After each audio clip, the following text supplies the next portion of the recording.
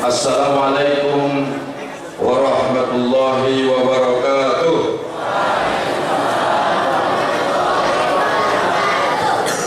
Alhamdulillahilladzi khalaqal mauta wal hayata liyabluwakum ayyukum ahsanu amala. Asyhadu an la ilaha illallah wa asyhadu anna Muhammadan abduhu wa rasuluh alladzi la nabiyya ba'dahu. Qala Allah subhanahu wa ta'ala fil Qur'anil azim, a'udzu billahi minasy syaithanir rajim. Bismillahirrahmanirrahim. Ya ayyuhalladzina amanu idza qila lakum tafassahu fil majalisi fafsahu yafsahillahu lakum wa idza qila ansudu fansudu yarfa'illahu alladzina amanu minkum walladzina utul ilma darajat.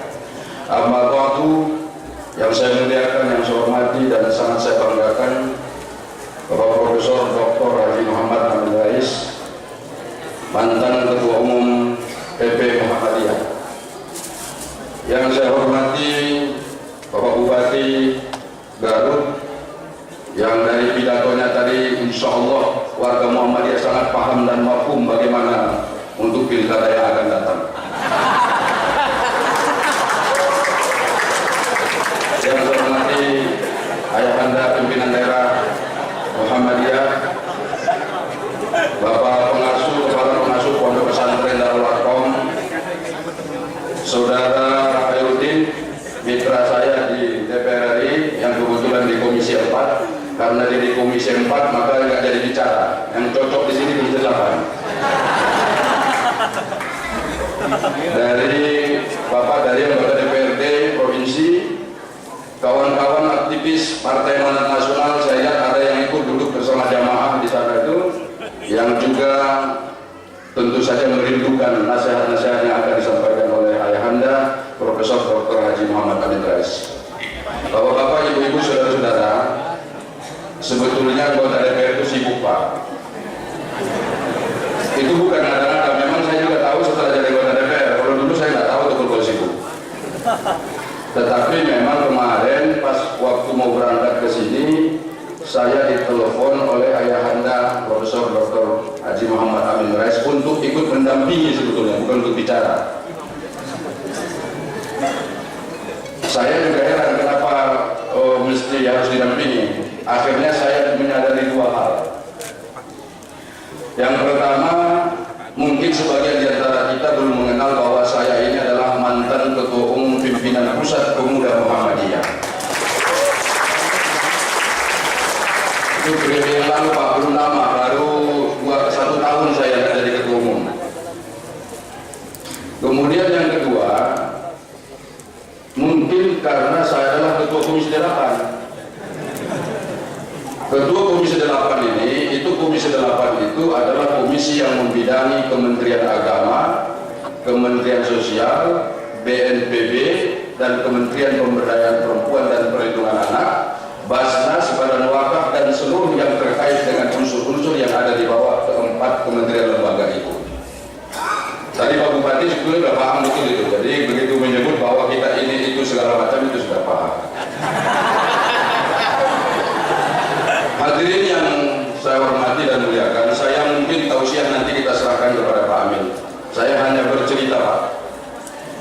Saya ini tidak ada pernah bercita-cita dari anggota DPR. Karena apa? Saya ini pegawai negeri. Saya adalah dosen, doktor alumni Amerika, yang cita-cita saya adalah mengembangkan bagaimana Universitas Islam Negeri Syarif Hidayatullah tempat saya ngajar itu bisa melahirkan tokoh-tokoh yang lebih besar untuk perbaikan bangsa ini.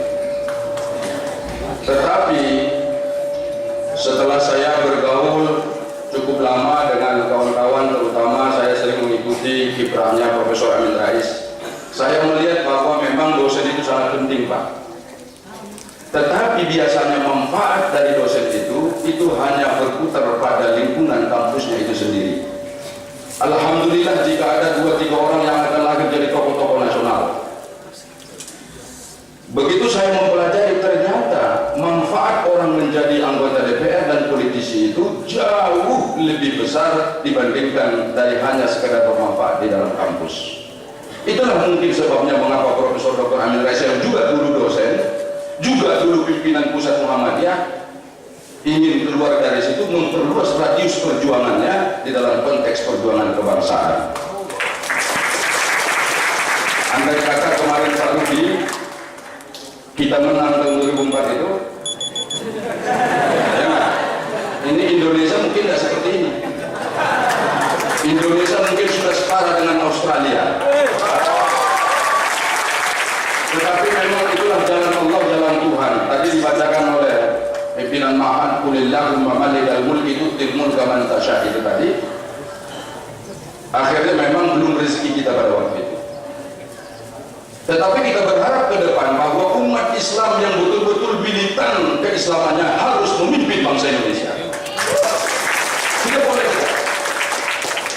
Karena apa saya merasakan di DPR, Pak? Saya mantan ketua Pemuda Muhammadiyah. Tentu banyak godaan di sana sini. Tetapi kalau masih ada iman di dalam hati kita, kita masih mengerti bagaimana tentang umat, bangsa dan negara, kita masih bisa meneteskan air mata melihat kesusahan dan penderitaan rakyat. Insya Allah akan tetap terjaga dan insya Allah akan bisa dipertanggungjawabkan.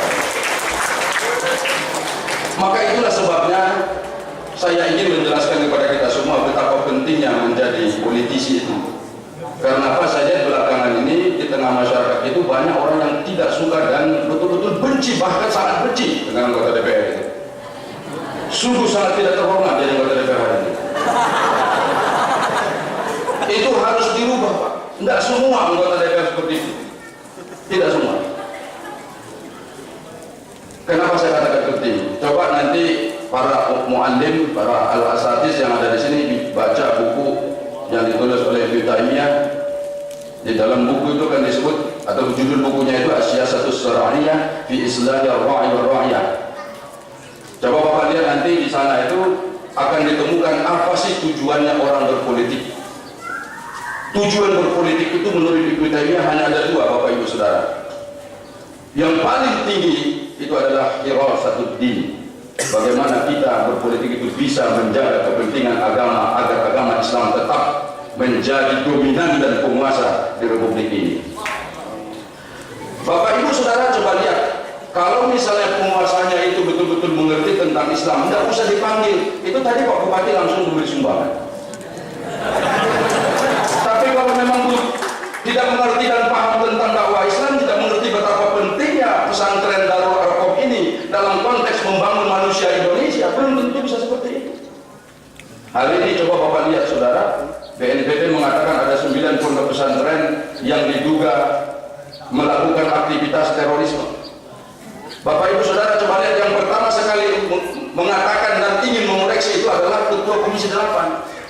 Karena saya tidak mau pondok pesantren itu dianggap tempat orang-orang untuk mengajarkan kesesatan. Ada mungkin 1-2 Bapak Ibu Saudara. Tetapi dengan mengatakan ada pondok pesantren seperti ini, itu akan melahirkan ketidakpercayaan masyarakat kepada pondok pesantren. Besok-besok begitu ada 19 pondok pesantren yang tadinya pesantren bagus seperti bagusnya Darul Arqam ini, itu jangan-jangan orang sudah malas untuk mengirimkan anak-anaknya untuk sekolah di sini karena ada statement-statement seperti ini. Bapak Ibu Saudara dimengerti. Jadi yang pertama hirasatud din. Yang kedua kata Ibnu Taimiyah itu adalah wasiyasatud dunia. Bagaimana kita mengatur strategi untuk mengurus urusan dunia kita. Dengan politik apapun akan bisa kita lakukan. Justru instrumen dakwah paling penting itu adalah politik. Jadi mesti pimpinan-pimpinan pondok pesantren, santri-santri, para statis itu mesti sudah mengerti. Ya mulailah kampanye, jangan hanya karena 50.000 lalu nggak mau misalnya memilih Pak Hairudin misalnya, yang saya tidak tahu nanti besok-besok Pak Hairudin akan datang ke sini bawa bantuan. Beliau ini bagian pertanian, ya kan, perkebunan. Jangan-jangan ada 1 langkah 2 langkah yang bisa diberikan untuk Darul Arqam ini, Pak Hairudin. Darul Arqam ini, saya sebagai mantan ketua Pemuda Muhammadiyah tahu persis ini pergadaran ulamanya Muhammadiyah Kabupaten. Jadi banyak orang dari daerah-daerah yang juga sekolah di sini, bukan hanya dari Jawa Barat, tapi dari daerah-daerah. Mantan ketua umum IPM itu 3 orang yang saya kenal dekat dengan saya alumni di sini, Pak. Ada saudara Tony, dia baru selesai S3 dari Australia, sekarang tinggal di Jakarta. Ada saudara Ahmad Mujaddi Rais dari Jawa Barat itu. Kemudian ada satu lagi Denny WK kalau nggak salah. Ini 3 orang mantan ketua umum IPM alumni sini. Dan karena ini penting. Mungkin tadi dijelaskan ada di seluruh dunia alumninya. Nah karena itu maka orang-orang yang berpolitiknya benar, orang-orang yang mengerti bagaimana menata kehidupan umat dengan benar, insya Allah akan tetap berpihak kepada kepentingan umat. Bapak-bapak, saya menjelaskan sedikit lagi ini. Pak Amin izin, sekarang 5 menit lagi. Saya sebagai mantan ketua umum, mudah-mudahan kalau dikasih bicara begini Pak bisa nanti agak panjangan gitu, makanya saya minta izin dulu Pak. Bapak-bapak, ibu saudara, kalau bukan karena saya berpartai politik di Partai Amanat Nasional, ya tentu saya harus membanggakan Partai Amanat Nasional, karena memang saya berpolitik melalui jalur itu. Tidak mungkin pada hari ini Ketua Komisi 8 itu adalah anak Muhammadiyah. Sepanjang sejarah Republik ini baru hari ini penutupan rapat di Komisi 8 itu diakhiri dengan nasru minallahi wa fathun qarib wa basyiril mu'minin. Biasanya itu selalu Allahu muwaffiqil aqwamit thoriq. Dan mitra kerja saya ini aktivis tulen. 2 orang di antara Menteri Agama dan Menteri Sosial itu adalah NU, saudara kita NU. Tetapi mitranya itu adalah mantan ketua umum pemuda Muhammadiyah. Tidak pernah itu Pak Amin. Saya sudah cek, tidak pernah ada orang mengatakan, baik Bapak Ibu Saudara, kalau sudah tidak ada yang bisa disampaikan, maka marilah kita menutup rapat ini dengan bacakan hamdalah, alhamdulillahirabbil alamin. Demikian nasru minallahi wa fathun qarib wa basyiril mu'minin wassalam dan seterusnya. Tidak ada itu. Tapi hari ini wajib itu. Dan yang lebih penting dari itu Pak Amin, ketika saya menurunkan ongkos haji pada tahun lalu, sepanjang sejarah haji di Indonesia, ketika kita duduk di sana, itulah yang paling tinggi penurunan ongkos haji sebesar 502 US dollar, yaitu kurang lebih 7 juta dolar. Kita langsung berikan kepada jamaah-jamaah itu. Kita selamatkan 1,4 triliun duit seluruh jamaah haji Indonesia yang berjumlah 168.800 itu untuk umat Islam. Turun ongkos haji. Itu dari PAN, yang kebetulan ada kader Muhammadiyah yang masuk di PAN. Kalau saya berpolitiknya di partai lain, Pak Amin mungkin belum tentu bisa jadi ketua Komisi 8. Ngantri dulu 3 tahun, 4 tahun, atau 3 periode maksud saya, baru bisa diberikan kepercayaan. Ini baru turun dan dipercaya, maka ini memang berat. Bapak Ibu Saudara, ketika saya ngetok Palu menurunkan ongkos haji ini, sebelumnya saya pidato seperti ini. Pak Menteri Agama yang saya hormati, tadi sudah kita sepakati besaran ongkos haji kita tahun ini adalah 2.717 US dollar. Pak Menteri, coba lihat saudara-saudara kita Muslim yang ada di sudut-sudut pelosok-pelosok negeri ini. Mereka mengumpulkan duit yang 2.717 ini bertahun-tahun. Ada yang 10, 15, sampai bahkan 25 tahun agar bisa melaksanakan ibadah haji. Mereka menyetorkan uang itu secara perlahan-lahan dan mencicil. Dan ingat, ketika mereka berangkat naik haji, Pak Menteri, itu sanak saudara, pemilik keluarganya hadir di lapangan untuk melepaskan mereka. Diiringi dengan bacaan azan, takbir, mereka diberangkatkan dengan tetesan air mata. Karena itu Pak Menteri, tolong saya titipkan 168.800 jamaah haji Indonesia yang rakyat Indonesia untuk dilayani dengan benar dalam rangka melaksanakan perintah dan panggilan Allah Subhanahu wa Ta'ala. Ketika saya bicara itu, Bapak Ibu Saudara, saya menangis. Akan kelihatan beda kalau orang yang bukan betul-betul mengerti tentang perjuangan Islam, nggak akan menangis, Bapak Ibu Saudara. Dan pada saat itu saya kurang lebih ada sekitar 2 menit di takbir, karena memang saya sangat terharu. Karena saya ingat di kampung saya, orang yang pekerjaannya petani, Bapak Ibu Saudara, bisa pergi haji. Lalu selama ini pelaksanaan dan pelayanan haji kita itu selalu rusak. Maka karena itu saya menangis dan saya ketok Palu 3 kali mengesahkan 2.717 US dollar untuk biaya pelayanan haji kita tahun 2015 yang lalu.